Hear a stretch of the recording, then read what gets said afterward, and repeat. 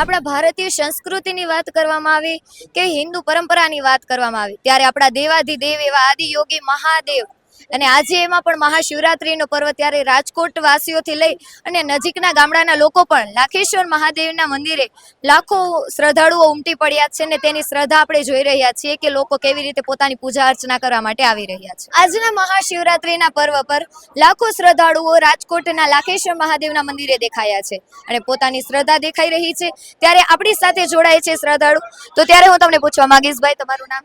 મારું નામ સતીશ પટેલ છે। હું મારા પપ્પા લાસ્ટ મને જ્યારથી બાઈ બોર્ન થયો છો ને ત્યારથી દર અમાસે અહીંયા લઈ આવતા। અત્યારે મારા પપ્પા એક્સપર્ટ થઈ ગયા ને પણ 7-8 વર્ષ થઈ ગયા છે, પણ હું છેલ્લે 32 વર્ષની ઉંમરથી લાખેશ્વર મહાદેવ પરમ શ્રદ્ધા મારી, એટલે હું દર શિવરાત્રીના પર્વે પૂનમ અમાસ ને એવું હોય એટલે હું દાદાના દર્શન દાદાના સાનિધ્યમાં આવું છું જ।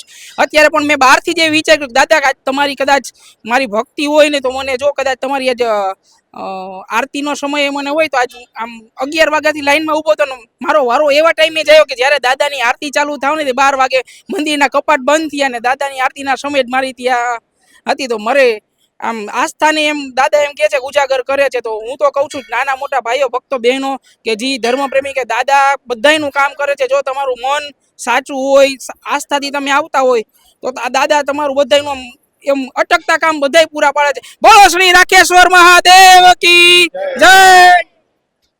ફરી આપણી સાથે એક શ્રદ્ધાળુ જોડાય છે।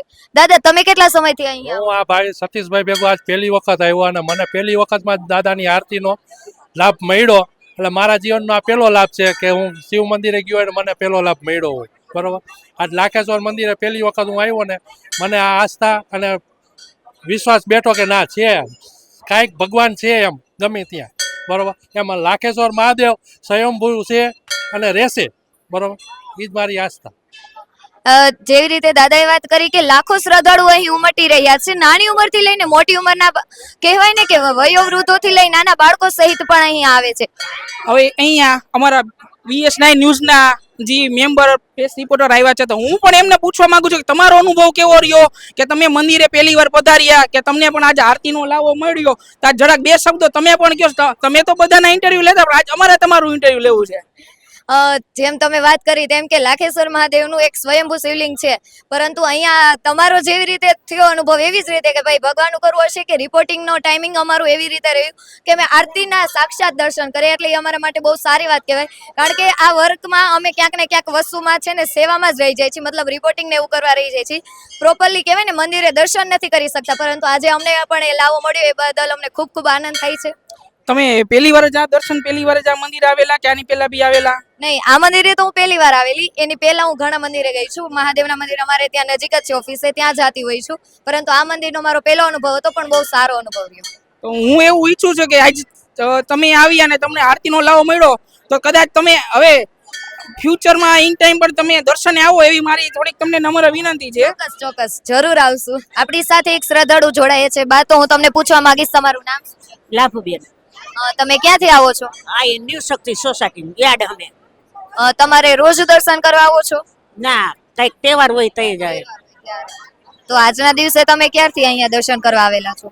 આ ન્યૂ શક્તિ સોસાયટી શેરી નંબર 4 ત્યાંથી। લાખેશ્વર મહાદેવની મંદિરની મહિમાની તો વાત કરી, પરંતુ અહીંયા પ્રસાદી પણ આપવામાં આવે છે, ત્યારે પ્રસાદ આપનારા દાદા આપણી સાથે જોડાય છે।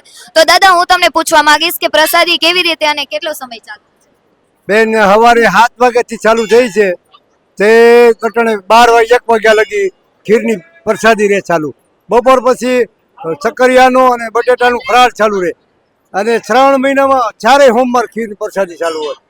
અને અહીંયા હજુર શ્રાવણ મહિનામાં આપોઆપ નાગ દેવતા પોતે અવતાર લઈને પોતે જ આવે છે દર્શન દેવા હર સોમવારે। હું આ 11 વર્ષથી સેવા કરું છું।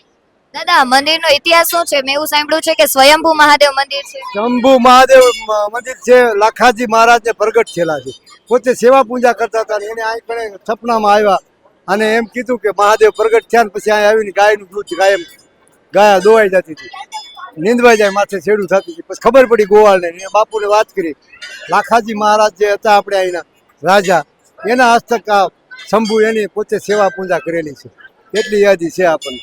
આપણી સાથે વધુ એક શ્રદ્ધાળુ જોડાયા છે, તો દાદા હું તમને પૂછવા માંગીશ તમારું નામ શું છે? મારું નામ રામજીભાઈ પટેલ। તમે ક્યાંથી આવો છો અહીંયા દર્શન કરવા? મોરબી જિલ્લાના નેકનામ ગામથી આવું છું. ઓ આટલી દૂરથી તમે અહીંયા દર્શન કરવા આવો છો? શ્રદ્ધાની વાત છે ને આ તો. માણસો કુંભમાં ગયા છે ત્યાં છે, પાણી તો અહીંયા હતું છતાં પણ એ કુંભમાં ગયા છે, કાશી જાય છે, પછી ત્યાં સોમનાથ જાય છે, તો આ તો મારી બાજુમાં કહેવાય. તો પછી આ તો આજનો લાવો તો લેવા એટલો ને. આ તો બહુ પુરાણું મંદિર છે, સ્ટેટના વખતનું બાંધેલું, લાખાજીરાજનું બાંધેલું. દાદા લાખેશ્વર મંદિરનો કઈ ઇતિહાસ તમને ખબર છે? ના જાજો તો નથી ખ્યાલ, પણ સ્વયંભૂ કે છે, સ્વયંભૂ મંદિર છે આ, અને સ્ટેટના વખતનું છે, બહુ જૂનું, બહુ પુરાણું છે. બરાબર. રોજ બરોજ તમારે આવવાનું કે આવી રીતે કોઈ નિમિત્ત સમય? શ્રાવણ મહિનામાં છે કે પછી આ શિવરાત્રી છે કે હોય ત્યારે દરરોજ તો નો જ પોષણ થાય, ત્યારે દરરોજ આપણે ગામમાં શિવ મંદિરે જતા હોય. આ તો એક શ્રદ્ધાનો વિષય છે અને ભોળાનાથની ભક્તિનો વિષય છે, બાકી તો બીજો મકાઈ. બાકી મને એ શંકા તો કથરોટ માં ગંગા, ઘરે બેઠા છે, મા બાપની સેવા કરો અને લાખેશ્વર મહારાજ રાજી થાય. પણ એ ઘરે જે મેલીને આપણે અહીંયા લાખેશ્વર આવતો હોય તો ભગવાન એમાં રાજી નથી. આપણી જે ફરજમાં આવતું હોય આપણે પહેલા કોઈ કર્મ કરે જા, ફળ કુદરત આપી દે, ભોળાનાથ આપી દે. નાના બાળકોથી લઈને મોટી ઉંમરના વયોવૃદ્ધો સહિત આ મંદિરની અંદર ખૂબ જ શ્રદ્ધાથી દેખાય છે. ત્યારે આપણી સાથે એક નાનો એવા બાળક જોડાય છે, હું એને પૂછવા માંગીશ. શું નામ છે ભાઈ તારું? મારું નામ છે આશુતોષ ભટ્ટ આશુતોષ મધુસૂદનભાઈ ભટ્ટ. હું અહીંયા ઈચ્છું છું કે ત્યાં મહાદેવના મંદિરે મને પહેલી વાર દર્શન મળ્યા છે. હું પહેલી વાર આવ્યો તો મને યાદ કર્યા હતા ભગવાનને. તમે પહેલી વાર જ આવ્યા છો અહીંયા? હા, આમ તો પહેલી વાર ઘણી વાર આવેલો છું, આમ તો અત્યારે પહેલી વાર આવ્યો, કેટલા ઘણા વર્ષો પહેલા આવ્યો હતો. અચ્છા, એટલે તમે અહીંયા નજીકમાં જ રહ્યો છો? ના, આગે રહું. ક્યાં રહેવાનું? હું મોરબી રોડ એટલે ચોક મહેશ્વરી પાર્ક શેરી નંબર 3 માં રહું છું. ઓકે, એટલે તમે કોની જોડે આવ્યા છો દર્શન કરવા? મારા પપ્પા જોડે આવ્યો છે. અહીં અત્યારે હવાન ચાલુ હોય, અહીંયા પપ્પા ભેગો આવ્યો છું. ઓકે, તો ત્યાંથી એટલે દૂર અહીંયા મંદિરે આવવાનું શું કારણ, કે કોઈ ખાસ કારણ? કાંઈ કારણ નથી, પણ કોઈ ભૂદેવ હતા એને બોલાવ્યા, અમે આવ્યા. દાદા તમારું નામ શું છે? મારું નામ છે ચંદ્રેશ બાબુભાઈ જલુ. અને તમે અહીં રોજ દર્શન કરવા આવો છો? ના, રોજ ને, એક અમાસના દિવસે અને શિવરાત્રીના દિવસે. અને આ જગ્યા જે લાખેશ્વર મહાદેવ છે એ સ્વયંભૂ છે, અને આપણા રાજકોટના રાજવીએ એનું જતન કર્યું છે. અને એક સમય એવો આવ્યો હતો કે અહીંયા લોકો શ્રદ્ધાળુઓ આવતા પણ બહુ બીતા. 50 વર્ષ પહેલાંની વાત કરું છું. અને એ સમયમાં રાજકોટમાંથી એક શ્રી શક્તિ વિજય ડેરી ફાર્મવાળા બાબુભાઈ ગોવિંદભાઈ જલુ, કે જેને અને એક પરસોત્તમભાઈ ખોયાણી કરીને છે, જે સંચાલન કરે છે પટેલ ડેરી ફાર્મનું પ્રહલાદ રોડ ઉપર. અને બાબુભાઈ સંચાલન કરતા હતા ગુંદાવાડીમાં. જે લોકો 50 વર્ષ પહેલાં મારી જાણમાં રોજ અહીંયા પૂજા કરવા આવતા, અને આખી રાત એ લોકો પૂજા કરતા.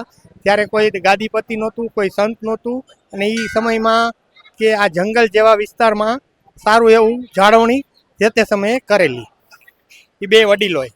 અને પછી ધીમે ધીમે ભક્તોએ અને એની સાથે સ્વયંસેવકોએ ધીમે ધીમે વિકાસ કરી, અને કોઈ પણ જાતની અપેક્ષા વગર સ્વયંભૂ ભગવાનના દર્શન કરી, અને ભગવાનના આશરે અત્યારે સ્વયંભૂ મહાદેવને બધાએ આટલી અવલૌકિક પાવન ભૂમિ બની ગઈ છે અત્યારે. કહેવાય છે ને, શ્રદ્ધા હોય ત્યાં પુરાવાની જરૂર નથી હોતી.